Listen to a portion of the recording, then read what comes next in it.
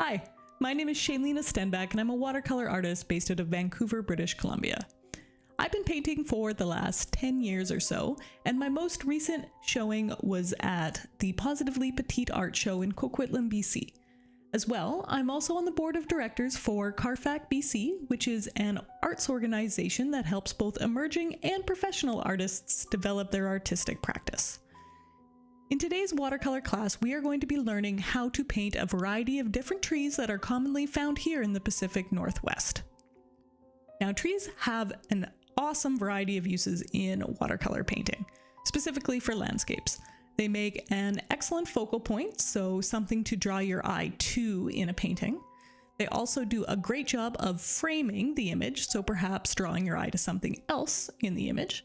And as well, they make a great background element to help enhance something like a mountain, for example. So, we're going to be working on painting those different types of trees. I know not everybody loves drawing, so I have provided a variety of sketches in the project files so you can skip right into painting if you don't want to draw. For the actual painting, we're going to be using 3 different colors, so red, blue, and yellow. These are the 3 primary colors. I'm going to be teaching you how to mix these 3 colors into a variety of beautiful different greens so that you can paint any tree that you see in your day-to-day life without feeling like you need to go to the art store and purchase a very specific color, which I've done a lot.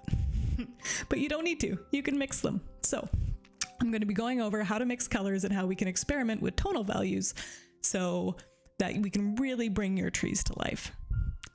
I hope you really enjoy painting with me today, and of course if you have any questions or any comments at all, just post them below and I'll make sure I answer you. Enjoy and happy painting. So, what are we going to be painting? Let's talk about it. In this class, we are going to be painting 4 different watercolor trees. We have the Scots pine, we have the birch tree, we have the cherry blossom, and the oak tree. Although these are 4 different trees, they have the same sort of similar shape, so they're a great example of how mixing different colors can lead to a completely different painting. In this tutorial, I am going to be using the 3 primary colors, so red, blue, and yellow. The colors that I've chosen are Hansa Yellow Light, Permanent Alzerian Crimson, and Prussian Blue. All 3 of these paints are considered cool temperature paints. If you are trying to decide on which colors to use for this project, I recommend trying to choose all warm tone or all cool tone. Try not to mix them up. Sometimes when you mix warm and cool tone paints, they lead to kind of a muddy color, and that might not be what you're looking for. I have added a file down below in the project files that shows the common colors that you typically find in watercolor and if they are warm or cool. Hopefully that helps. These 4 watercolor trees are an awesome project for beginners as they help demonstrate 2 of the main watercolor techniques, so wet on wet and wet on dry. It's also a good primer for color mixing as it helps show some of the variety of different colors that you can create with just 3 colors. The trees in this project are a great jumping off point. You can continue to add detail even after the video is done, depending on how detailed you're wanting to make your trees. So something to keep in mind is when you're painting and you're using these as an element in your landscape paintings going forwards, the closer the trees are to the camera, the more detail that they have. As your tree is farther away, the less detail it should have. As it's far off in the distance, just as a background element, it should really just be a faint shape. Think about what your eyes could see if you were looking at a tree off in the distance. As well, I've added a few very quick how to draw tutorials for these 4 trees. Since this isn't the main purpose of this course, I didn't go into a crazy amount of detail, but they're great to kind of see the process of how I've drawn these trees. If you don't like to draw, you can just hop right into the project files and download the outlines that I have provided there for you. One of them is labeled 50% opacity. That one is for if you are planning on just printing these outlines out onto watercolor paper. It's more faint, so as you paint on it, the outlines won't show through as much. If you are instead going to trace these, you'll want to use the 100% opacity file. That one is a little bit stronger and you'll be able to see a little bit clearer than the 50% opacity one.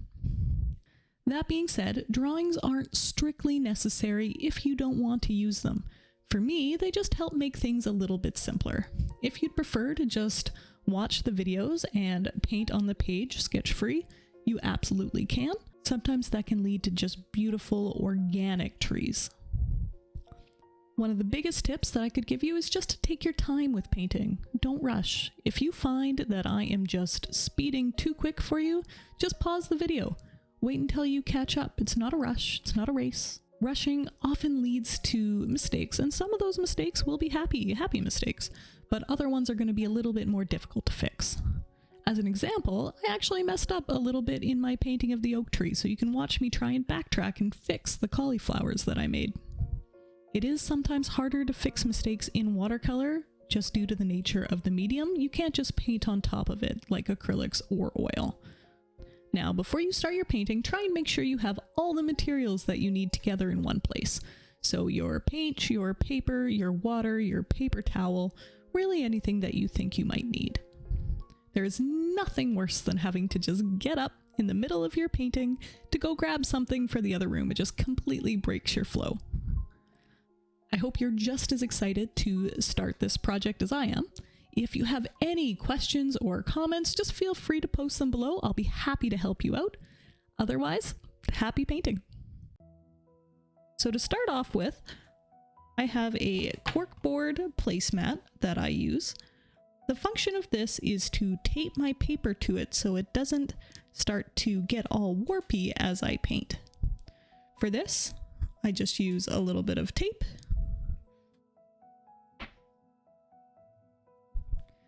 For the actual painting, I'm going to be using Arches hot press paper. So this is a 100% cotton paper. It's 140 pounds and it's a 9x12 sheet. It's hot pressed, which means it's smooth. There is very little texture on the actual page. The type of paper that you use for this tutorial is not super important. However, I would recommend that whatever paper you end up using be 100% cotton.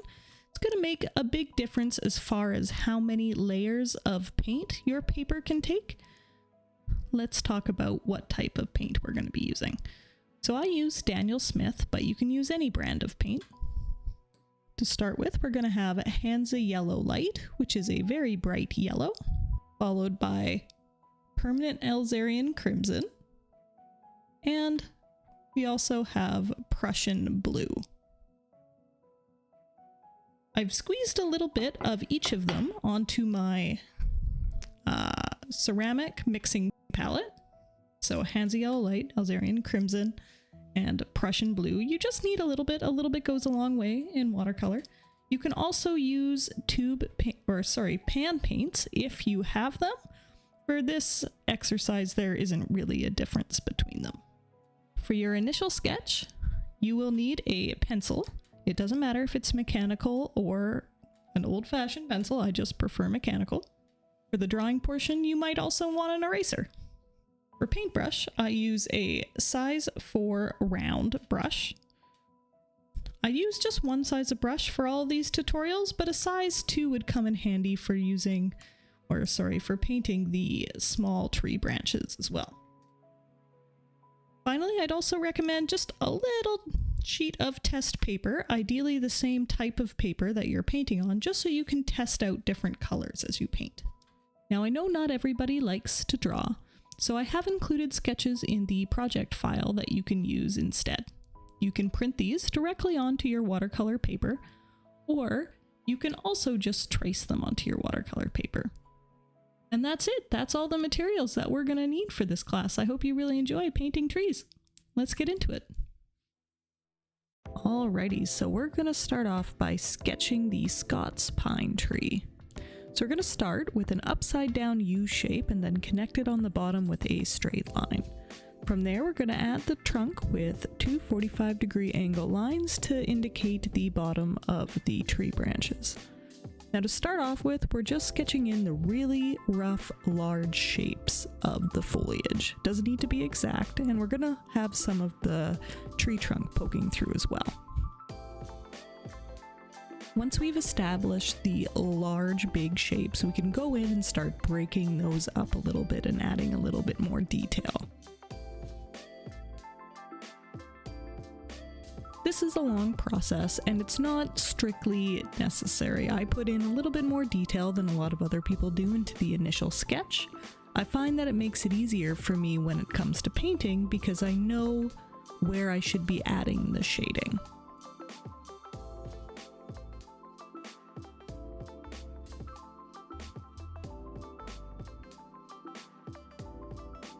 While you're drawing, try and indicate to yourself which of the branches will be sticking out towards the viewer and which ones are more recessed. This will help with your color choices when it comes to actually painting. The items that are farther in the background are going to be darker and probably shaded with more of a bluey undertone, whereas the foliage that's in front is going to be lighter.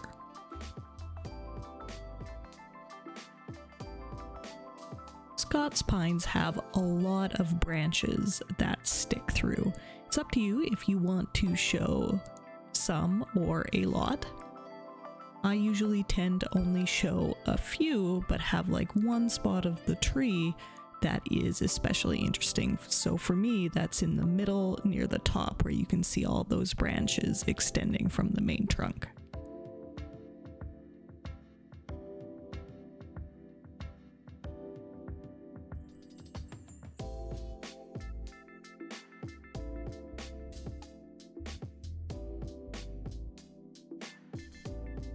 With the sketch done, we're going to be able to move on to painting in the next step.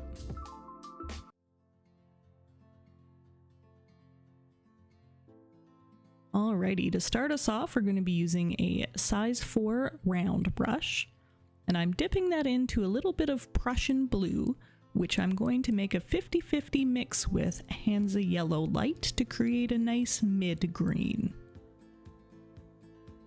This mid-green is going to be used to cover the entire tree as a base.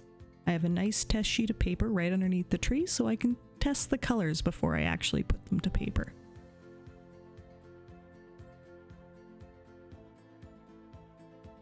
So you'll notice as I'm painting, I'm not being too careful with where the paint falls. As well, I'm leaving a little bit of water pooling on the paper because that's going to create a cauliflower effect of nice hard edges, which I'm looking for to help differentiate some foliage.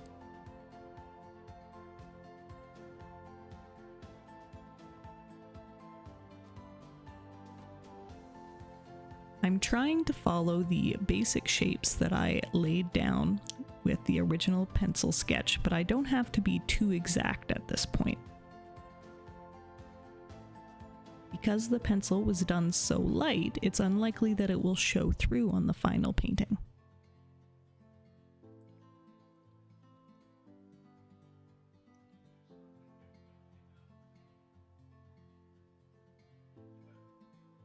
I'm going to leave a little bit of the tree white in the middle for now.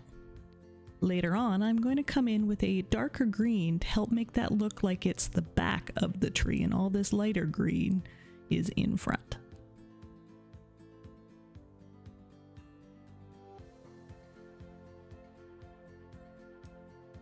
Having areas where the trunk and branches peek through add a little bit of realism to your tree.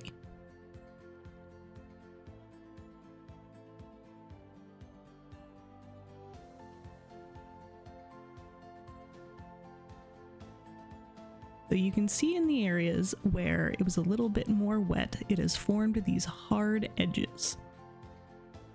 That's going to help create that look of different sections of the foliage.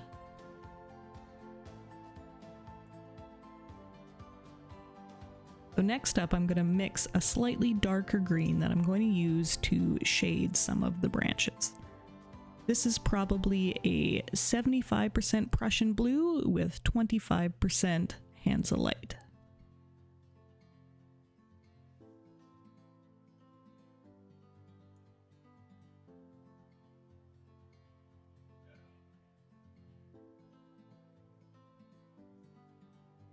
I'm painting it in the area that I left white previously, and as you can see, now the lighter foliage that we did first is starting to look like it's closer to the viewer.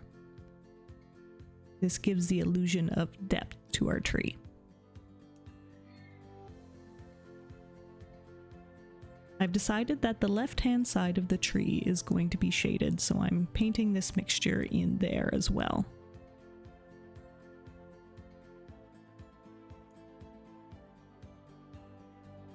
I'm using really light feathery strokes to keep it very organic looking.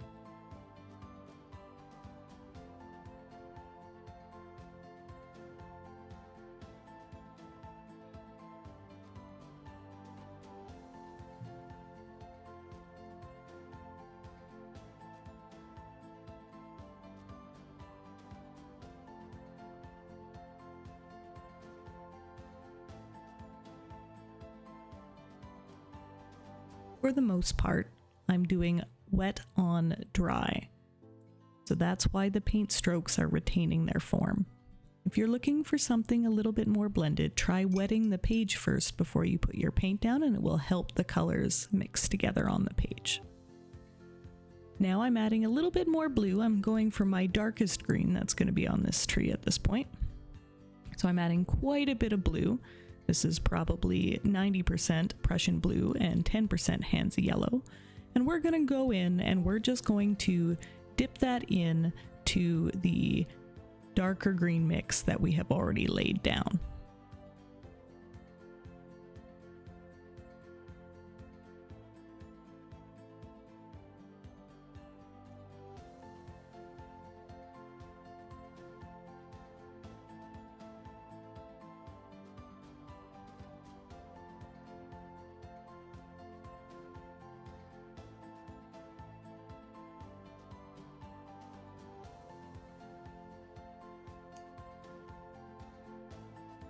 I'm being a little bit more careful while I paint around the branches, trying to define their shape a little bit more. This is easier to do with a smaller brush if you have them, so a size 2 or a size 1.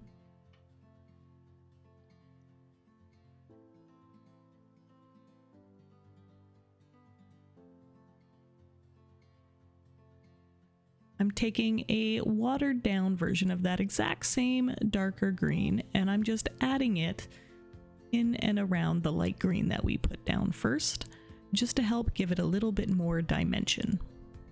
I'm putting it on the bottom of each bunch for the most part, because the bottom part of these trees would be the ones that are shaded. So next up, it's time to mix a little bit of brown for the trunk. I'm going to use about 50% of my Hansa Yellow Light and also 50% of our permanent Alzarian Crimson. I'm putting just a touch of the Prussian Blue in to create a nice light brown color, and now I'm applying it to the trunk of the tree.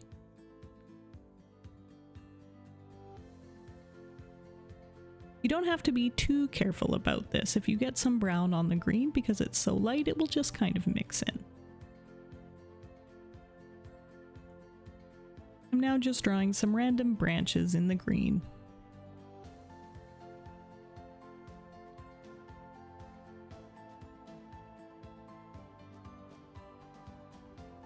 Scots pines are known for their many branches, so you can't really go wrong by adding them here. I'm adding a little bit more Prussian blue to create a on the foliage to help give it a more natural feel. Adding just a hint of red to your green mixes makes it a more realistic green instead of being this really bright saturated green. Again, I'm kind of concentrating on the bottom of each of the bunches that I drew with pencil beforehand.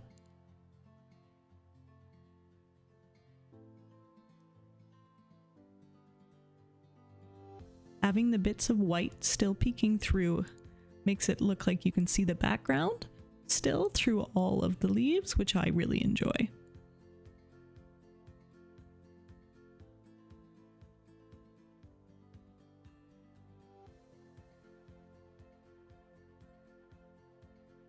The middle section was looking a little too plain, so I had to break it up a little bit.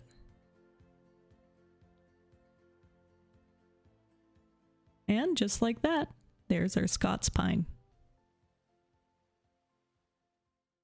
Let's work on drawing the cherry blossom tree. I'm going to start off with half of an oval, so a nice U shape with a straight line on the bottom, with a tree trunk coming from the bottom. I'm also going to draw in a bunch of branches on this tree, starting thicker at the bottom and getting thinner as I reach the top. After I have those branches in place, I'm going to start detailing around the outside of the semicircle. I'm using random shapes and coming in on some areas and out on others. I'm also drawing a bunch of peekaboos inside of the tree shape where we're going to be able to see tree branches sticking out. You can make this as detailed as you want, or you can leave this as a more simplified shape.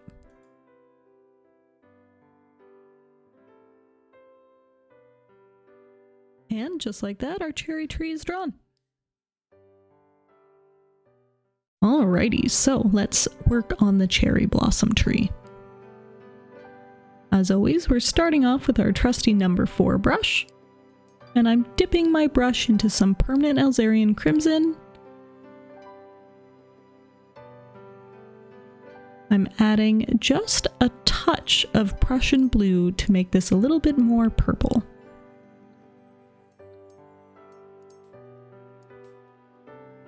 I want this base to be relatively watery as well. With light feathery touches, I'm just going in and I'm drawing the base of the tree. I'm taking care to leave little sections of white. This will be so our branches will show through.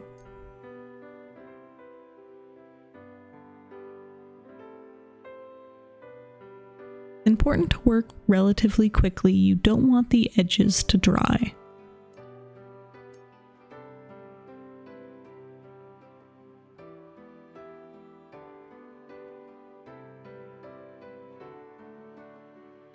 You want to avoid just doing the outline of the tree and working your way inwards, because if you do that, then there's a higher likelihood of the outside drying faster and creating a hard edge that you don't want.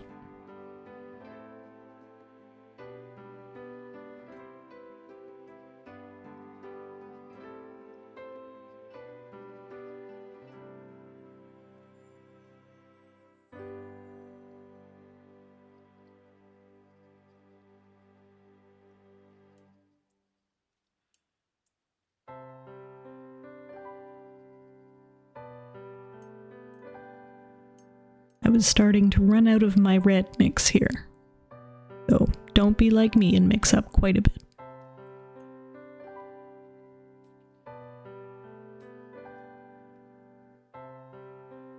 So for this next bit, we're taking quite a bit of Prussian blue and we're mixing it with a little bit of permanent Alzarian crimson.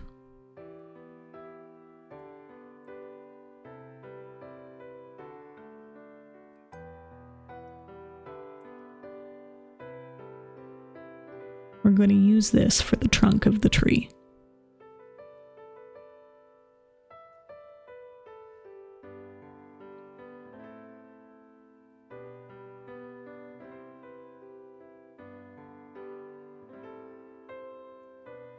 Using gentle strokes, I'm painting in where I think that the branches of the tree would show through.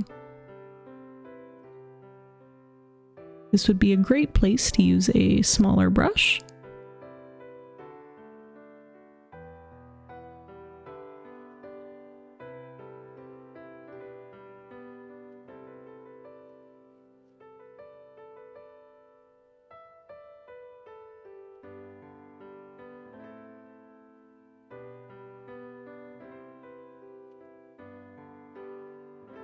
I'm taking advantage of all those areas that I left white and adding little bits of branch showing through.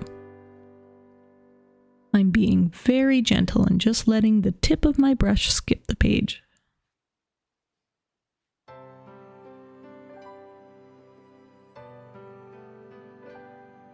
Cherry blossom trees are beautiful and they're just full of tiny little pink flowers. But because it's just a bunch of pink flowers, you can often see quite a bit of tree branches sticking through as well. Cherry blossoms can be just a little white or they can be bright, bright pink.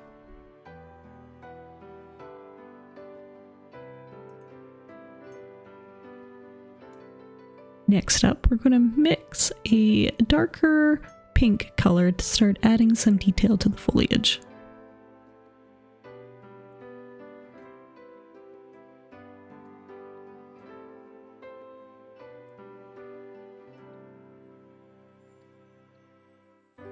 I'm softly dabbing with the side and the tip of the brush.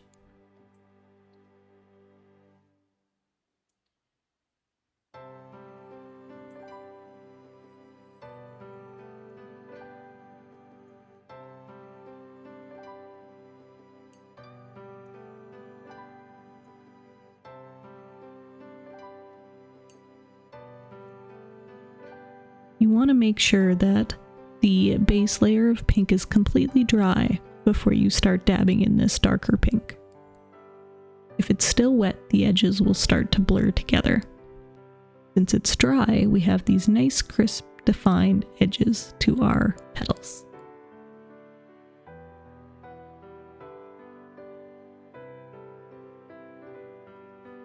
When looking at this, I'm trying to imagine bunches of leaves on the tree.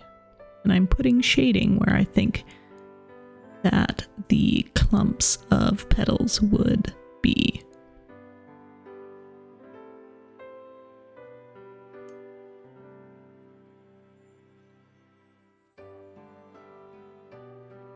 As I'm painting, I'm trying to paint in the direction that the branches go as well.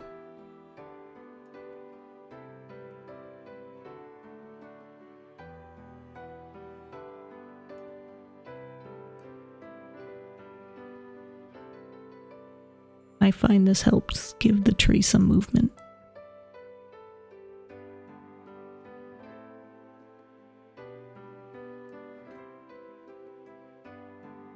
Now I'm going into the previous color that we had originally mixed for the trunk of the tree. I've added a little bit of water to this so it's quite light, and now I'm dabbing that into the petal area as well. This is quite diluted, so it's not nearly as dark as the actual trunk.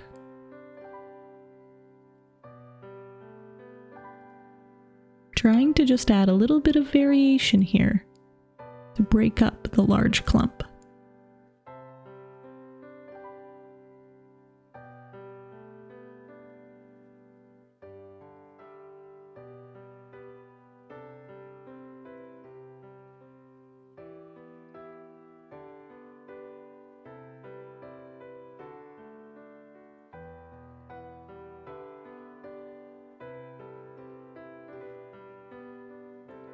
I'm adding a little bit more blue to our purple mixture.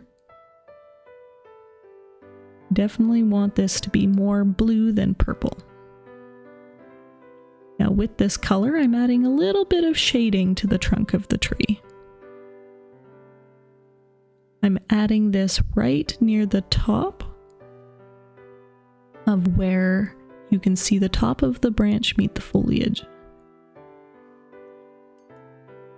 And I'm just going to add a quick little shadow here at the bottom.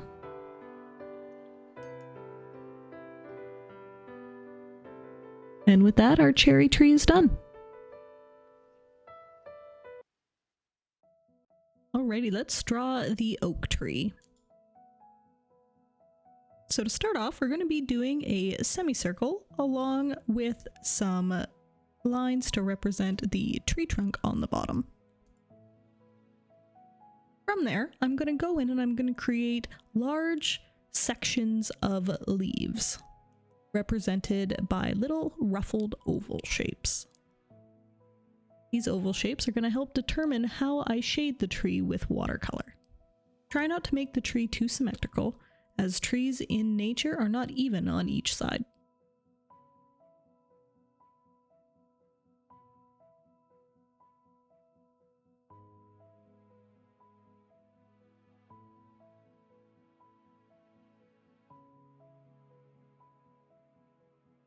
It's up to you how detailed you decide to get in this initial sketch phase.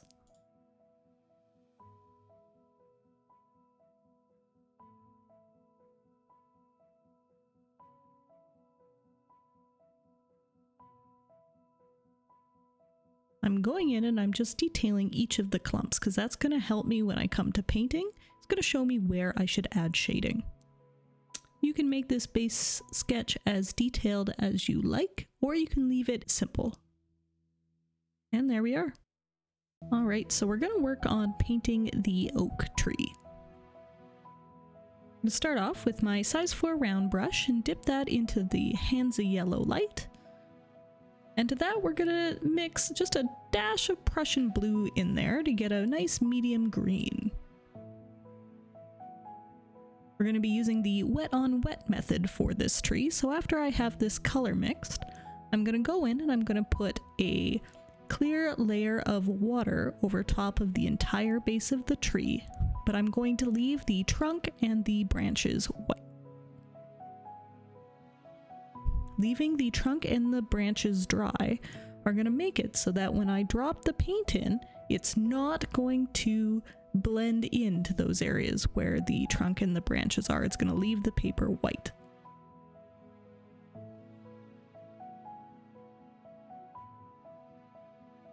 So I'm dropping in just a little bit of this medium green mix, and I'm concentrating on placing it on the top right hand side of the page. I've decided that the light source for this painting is going to be coming from the top right hand side, which means the bottom right hand side is going to be in shadow.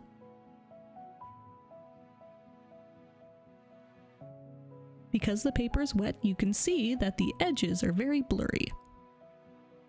Next up, I'm taking about 50% Hansa yellow and 50% Prussian blue and mixing that together. That's going to give us a much deeper green. I'm going to just start dabbing that on the right hand side of the tree, as well as the bottom of all of the little bunches that we've previously drawn. This is going to give some form to our tree.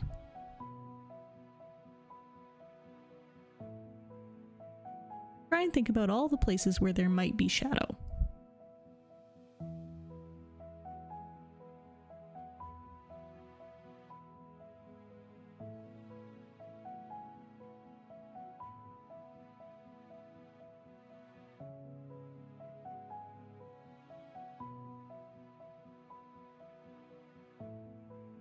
Since the page is still wet, you can see that that medium green color is really blending into the lighter green that we applied first.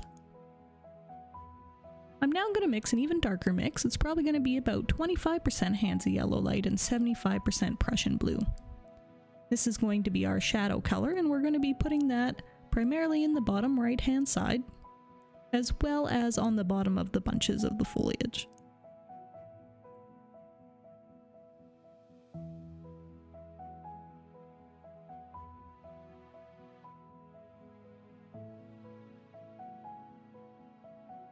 If the page underneath is still wet, you're going to get this beautiful blending that's happening. If your paper is a little bit too dry, that will mean that the paint that you're laying down right now is going to have a harder defined edge.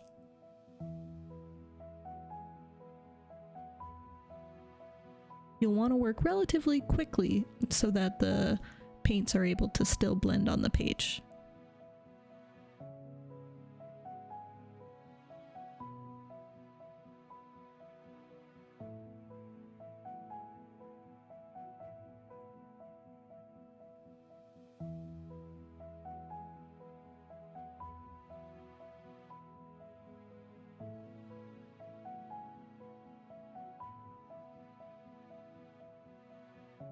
So I'm still trying to leave most of the very light green on the upper top right hand side showing through. because that's the area where most of the light is hitting the tree.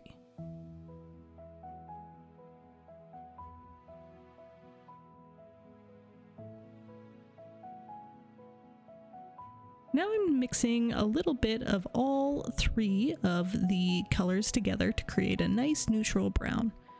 Now, before you paint the trunk and the branches, wait until the previous layer is dry. I didn't do that here, and what you're going to notice is as I start to paint the tree trunk and the branches, it's going to start to bleed, and it's not going to look as good as I would have wanted it to.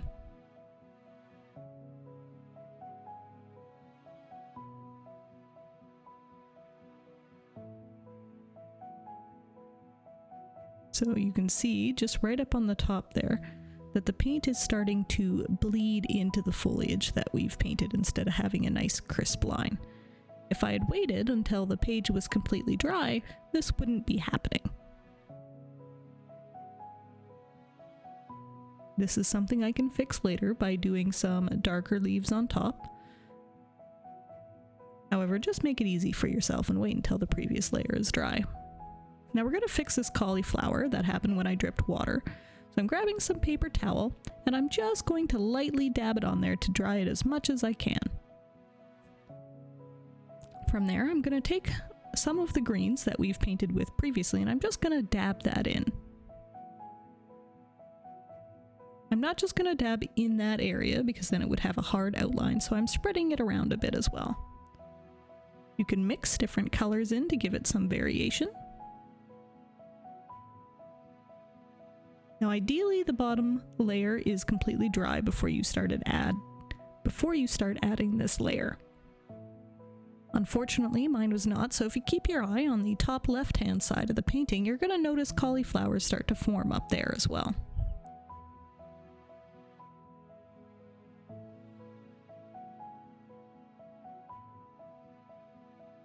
Again, it's not a big deal, we can use our brush to spread out the paint. And we'll also add another layer on top of this. Cauliflowers in trees aren't necessarily a bad thing because they do a good job of suggesting bunches of leaves. They can be especially good for pine trees. Going in there with another layer of the paint that we used for the tree trunks here. It's the same color, just another layer, so that's why it's looking a little darker. Now I'm just grabbing a hair of Prussian blue and dabbing that on top. I'm doing that to create a nice shadow.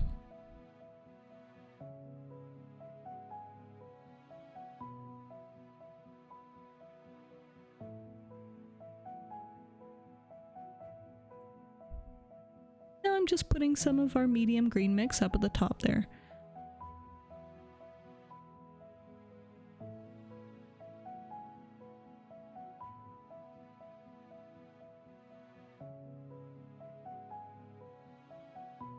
And now I'm grabbing some 100% Prussian blue and I'm just dabbing that into the shadows now as well.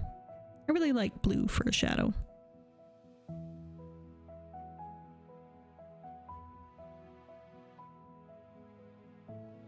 You can see here that my paper is a little bit drier so that the brush strokes are holding more of their form.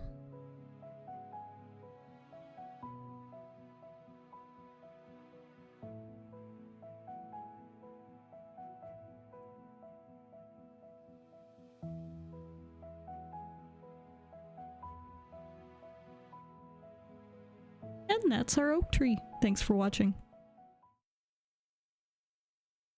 Alright, we're going to start off on our sketch of the birch tree. I'm going to start off with a basic oval shape, along with some markings underneath to indicate where I want the trunk to be. From there, I'm going to go around and I'm going to create a ruffled edge around the oval to indicate clumps of leaves. I'm also going to draw in the tree trunk as well as some branches going around so I can start to clump together the foliage as I detail it. Being able to see the branches and the tree trunk on the birch tree is important because they have a very distinctive pattern to their trunks. So I'm going to go in and I'm going to create roughly edges around the outside to indicate leaves. And I'm going to go in and draw bunches or indicate where bunches would be to help me know where to add my paint colors later on. I'm making sure that some of the trunk pokes through as well because that adds visual interest to your tree. And with that, that's how you draw a birch tree. Alright, so now we're going to work on painting the birch tree. We're going to start off by wetting the entire area of the tree. For this specific tree, we're going to be using the wet on wet method of watercolor painting. What that means is that we are going to be putting wet paint onto wet paper. This is going to allow the paints to blend together really well, and it will create a beautiful base for us to then add detail to.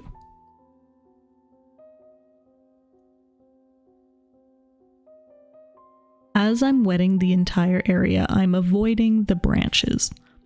I don't want any of the blended paint to fill in any of the predefined holes that I have sketched out in pencil or the branches or the trunk of the tree.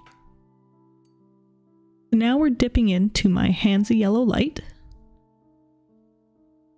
For the yellow, we want this to be relatively thick. To that, we're mixing a little bit of permanent Alzarian crimson to create a nice bright orange.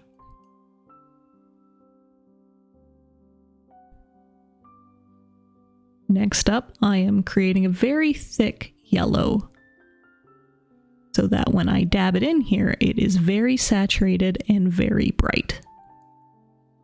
The one thing to remember with watercolor is that your paint always dries a little bit lighter than what you apply.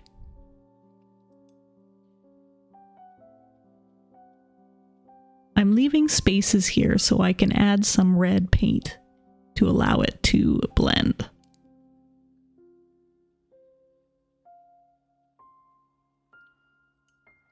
I'm not being too careful here, I'm just dropping the paint in. The paint will stretch to all the areas where the paper is still wet. Just adding a bit of ruffled details around the edges there. Next up, we're grabbing some of that orange that we mixed, and I'm just dabbing that onto the tree. The tree is still wet from the water I put down and the yellow, so you'll notice that the red that I put down is immediately just starting to blend in with the surroundings.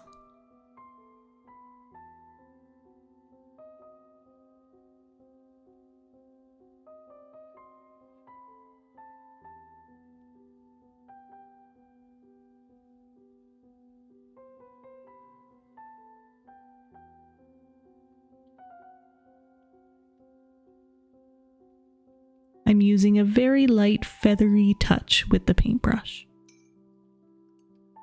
Now I'm dipping again into the Alzarian crimson, and using just pure red, I am going to add some more drops to the still wet page.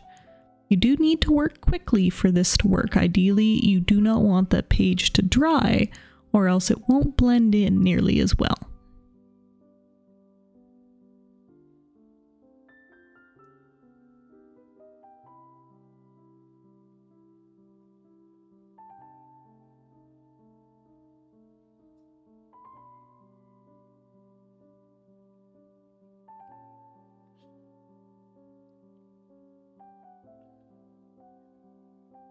Birch trees have this beautiful yellow, red, gold colors in the fall.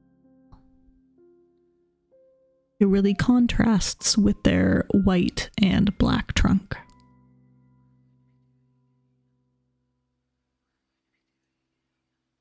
Speaking of that, let's add some blue shading to the trunk. Taking a little bit of my Prussian blue here and mixing it with just a dab of the Alzarian crimson.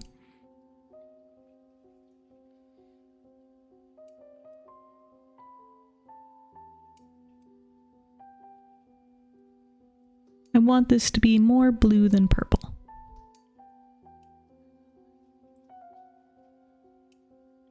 So now with a light touch, I have chosen this side of the tree that I think should be in shadow. So in this case, the left-hand side of the tree. This part's a little bit difficult, but I'm trying to look through where I left white on the page and just detail the left-hand side of those branches.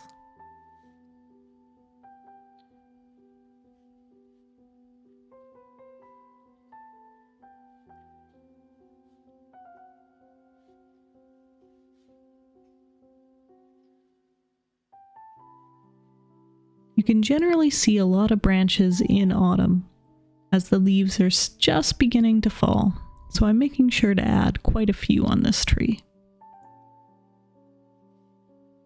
This is where having a sketch can really help.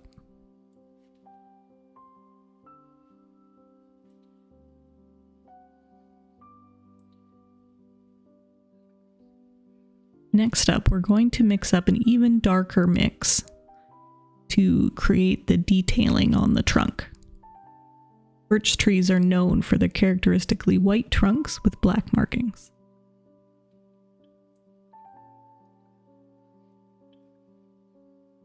So I'm going in with more of a purpley color here for the darker detailing, and I'm just making little stripes on the trunk of the tree.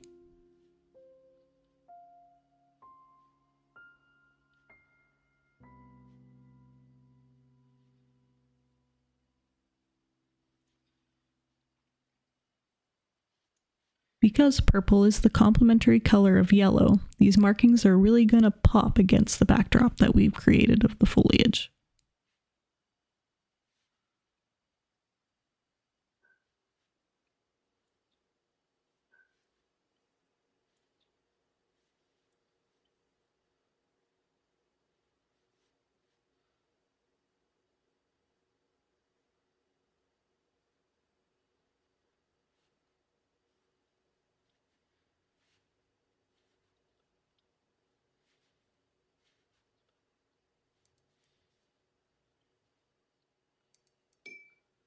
Now that the trunk has been completed, I'm going to go in and I'm going to create some more details on the leaves. Taking a mix of mostly red with a little bit of yellow popped in, I am just going to start to add details. I always start around the base of the tree.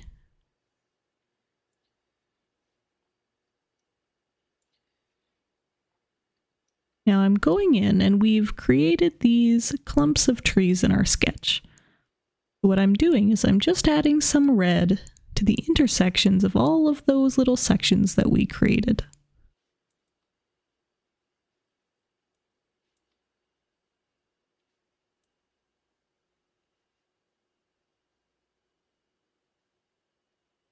It's important that for this step the paper be absolutely dry, or else you'll find that these extra details that you're putting on just blur in with the background.